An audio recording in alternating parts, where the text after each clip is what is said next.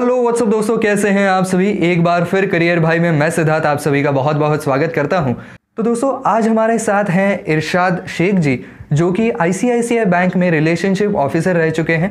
तो आज हम उन्हीं की ज़ुबानी उनकी पूरी एक जर्नी जानने वाले हैं कि क्या क्या उन्होंने इस जर्नी में एक्सपीरियंस किया हुआ है, कौन से ऐसे एक्सपीरियंस थे जो उन्होंने लिए हुए हैं। सो इरशाद जी, बहुत बहुत स्वागत है आपका चैनल में। Thank you. पहला ही सवाल मैं आपसे ये पूछना चाहता हूँ कि आप रिलेशनशिप ऑफिसर के फील्ड में कैसे आए या उस पोस्ट तक कैसे पहुँचे। एक्चुअली मुझे बैंकिंग में करियर शुरुआत करना था, तो फिर मैं जब जॉब सर्च कर रहा था जैसे ऑनलाइन प्लेटफॉर्म पे, तो मुझे वहीं पे आईसीआईसीआई बैंक एक जॉब दिखा था जो कि आईटीएम यूनिवर्सिटी से रिक्रूट किया जा रहा था। तो फिर मैं यूनिवर्सिटी से वो पूरा कोर्स करके फिर बैंक में चला गया। तो मेरा पहला पोस्टिंग ही मुझे रिलेशनशिप ऑफिसर, जो कि अपने यहाँ पूना में मिल गया। और रिलेशनशिप ऑफिसर हर एक प्रोडक्ट के लिए अलग अलग है। जैसे पर्सनल लोन को अलग रहेगा, सैलरी अकाउंट के लिए अलग रहेगा, होम लोन के लिए अलग रहेगा, ये अलग अलग है। फिर पर्सनल बैंकर कुछ भी बीपीबी करके आते हैं, वो अलग है। तो एक रिलेशनशिप ऑफिसर का एक काम है जो कि सेल्स में मैं था। तो सेल्स में आने के बाद जी जैसे कि मेरे पास अकाउंट ओपनिंग था, कॉर्पोरेट सैलरी अकाउंट देख रहा था मैं। तो कॉर्पोरेट सैलरी अकाउंट ओपन करना कस्टमर के, जो कि सैलरी अकाउंट रहता है। फिर उनको अगर कोई उन्हें चीज़ लगती है, जैसे कि फिर उसके बाद डेबिट कार्ड है, एक्सपेक्शन डेबिट कार्ड है, या फिर उन्हें होम लोन्स, जो भी बैंकिंग रिलेटेड जो भी उनका कुछ रिक्वायरमेंट रहेगा उसको फुलफिल करना, इतना ही काम रहता था हमारे। ओके, सो आपने तो कह दिया कि काम इतना ही रहता था, लेकिन ये कितना चैलेंजिंग था, आपने क्या क्या फेस किया है शुरुआत के दिनों। शुरुआत के दिनों में एक्चुअली ऐसा था कि कॉर्पोरेट सैलरी अकाउंट खुद से ढूंढ के लाना पड़ते थे। एक्चुअली एक कंपनी ढूंढना पड़ता था और कंपनी को हमारे आईसीआईसीआई बैंक के साथ टाइप करवाना पड़ता था कि आप लोग हमारे पास आओ, हमारे ये फीचर्स हैं, हम ये आपके एम्प्लॉय को देंगे, जीरो बैलेंस अकाउंट देंगे, उसके साथ ये डेबिट कार्ड देंगे, उसमें ये फ्री होगा, तो ये फीचर्स रहेंगे। ये पूरा कि वो जो चैलेंजिंग जो है कि कंपनी को अपने पास लाना सबसे ज़रूरी, उसको अपने पास टाइप करके उसको कंपनी के टोटल जो कंपनी रहेगा उनका सैलरी अकाउंट अपने पास खोलना, तो वो एक चैलेंजिंग है। उसके बाद फिर कुछ इशू नहीं है, अगर एक बार हो गया तो अकाउंट खुलते जाएंगे। फिर क्रॉस सेलिंग का भी थोड़ा सा प्रेशर रहता है बैंक में, मगर अगर हम सर्विस अच्छा देते हैं किसी भी कस्टमर को अपने, तो एक्चुअली क्रॉस सेल भी हो जाता है। तो ये एक कॉन्सेप्ट अगर आप हमारे दर्शकों के लिए क्लियर कर दें कि क्रॉस सेलिंग होता क्या है।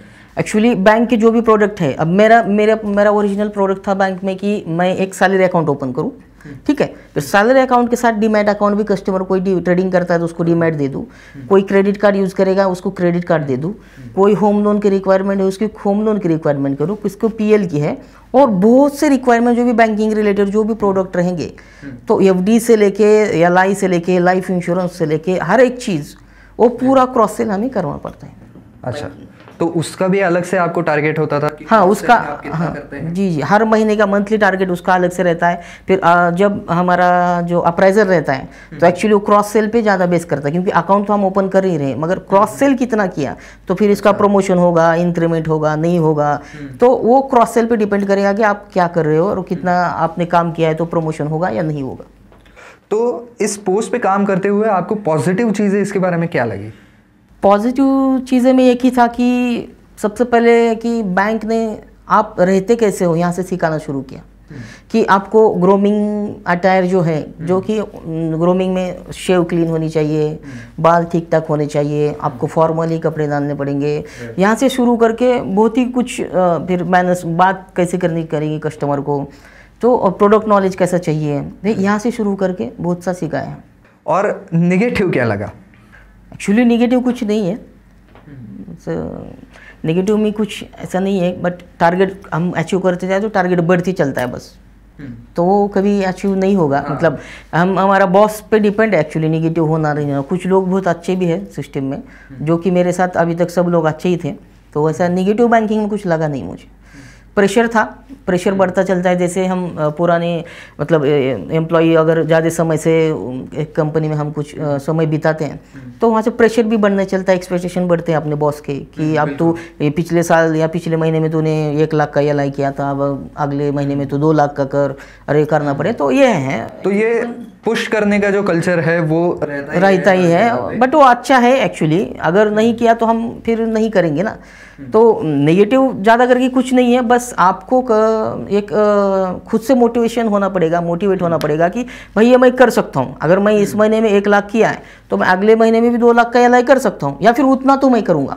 अगर ये मैनर से ये माइंड सेट करके आप काम करेंगे तो डेफिनेटली काम अच्छा होगा। और हमारे इसमें करियर भी ग्रोथ अच्छा है बैंकिंग में, क्योंकि आपकी सैलरी ग्रोथ जो अदर इंडस्ट्री से भी मेरे ख्याल से IT के बाद बैंकिंग में भी बहुत अच्छा सैलरी मिलता है, जो कि आपके स्केल के ऊपर है। सो इस नौकरी में काम करते वक्त आपके वर्किंग आवर्स जनरली क्या हुआ करते थे?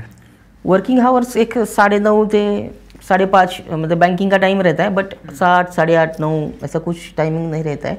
और हम सैलरी अकाउंट देख रहे हैं तो एक्चुअली और कभी कभी तो उसमें सैलरी मंथ एंड को सैलरी है, किसी कंपनी का आ गया हमारे पास, ये कंपनी की सैलरी है, उसका पूरा सैलरी करवाना है।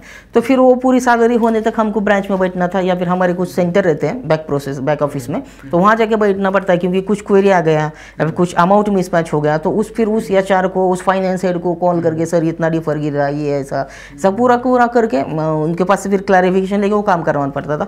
तो मंथ एंड को कभी कभी पूरी रात भी हम बैंक में गुजार रहते थे। हाँ, हमारे जो बैक ऑफिस सेंटर रहते हैं वहाँ पे बैठ जाते थे। तो अब बड़ा पते का सवाल है जी कि आप एज ए रिलेशनशिप ऑफिसर काम कर रहे थे और काम में मेहनत बहुत है, जैसा कि हम आपसे सुन रहे हैं। तो क्या आपको ऐसा लगता है कि बाकी के जो पोस्ट है बैंक के अंदर, उसके बजाय रिलेशनशिप ऑफिसर को फाइनेंशियल ग्रोथ या फाइनेंशियल बेनिफिट्स ज़्यादा मिलते हैं?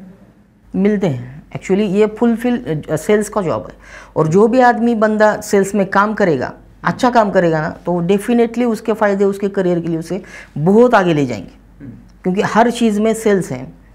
तो सेल्स है तो सब चीज़ चल रहा है। तो सेल्स वाला बंदा मोस्ट इम्पॉर्टेंट है हर इंडस्ट्री के लिए। तो मुझे लगता है कि बैंकिंग सेल्स भी बेटर है, क्योंकि आपको बहुत एक करियर अपॉर्चुनिटी है कि आप जाइए मार्केट में, ढूंढिए, और कस्टमर को कुछ ना कुछ चाहिए, सिर्फ आप वहाँ तक पहुँचिए। मतलब आपको पूछना पड़ेगा कि भाई मैं ये दे रहा हूँ, आपको चाहिए क्या? तो 8, 9, 10, 6 में से पूछेंगे तो 2-3 तो बोलेंगे मुझे चाहिए। तो ये करियर का एक बहुत अच्छा अपॉर्चुनिटी है। और मुझे लगता है कि बैंकिंग भी में अगर कोई नया बंदा भी आता है, नए लड़के आते हैं, तो इट्स गुड। यानी कि इसके अंदर इंसेंटिव वगैरह भी आप बाकी रोल के मुकाबले ज़्यादा ले सकते हैं। जितना आप सेल करेंगे उतना हाँ, इसमें इंसेंटिव भी रहेगा, आपको ट्रैवल कन्वेंस भी रहेगा, हाँ, ये सब रहेगा आपको। तो आगे मेरा सवाल यह है कि रिलेशनशिप ऑफिसर से आगे चल करके आपके कौन से पोस्ट हो सकते हैं?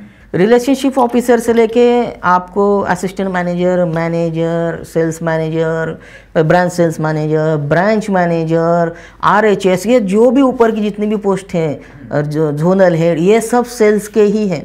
वहाँ तक आप पहुँच भी सकते हैं? हाँ, आप तक आप पहुँच सकते हैं इसके ज़रिए। सो सर, आपने ये कहा कि आपके पास सैलरी अकाउंट्स के थे सारे, कि आपको नए सैलरी अकाउंट्स लाने हैं।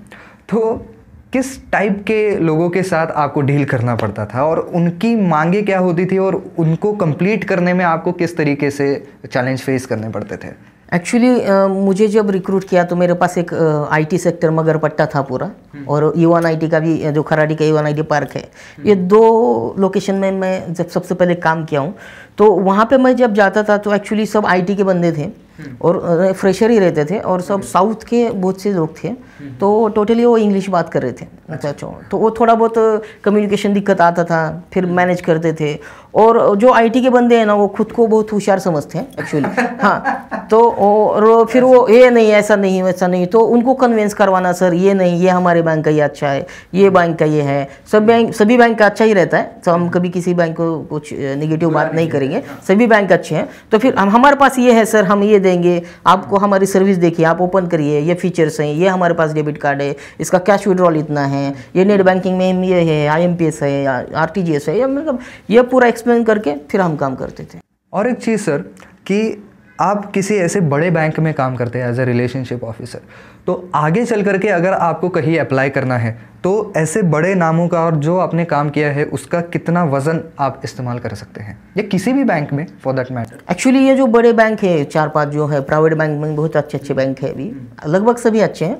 तो जब हम उस बैंक का नाम लेते हैं या इस बैंक में मैंने इतने साल काम किया है, तो एक लोगों का नज़रिया अपनी तरफ देखने का बदल जाता है कि भाई ये तो बहुत बड़े कॉर्पोरेट बैंकिंग में काम कर चुका है, एमएनसी में काम कर चुका है, इसको बहुत सारा नॉलेज रहेगा। और एक्चुअली रहता भी है, जो आदमी काम करेगा उसको नॉलेज भी रहेगा उस फील्ड का।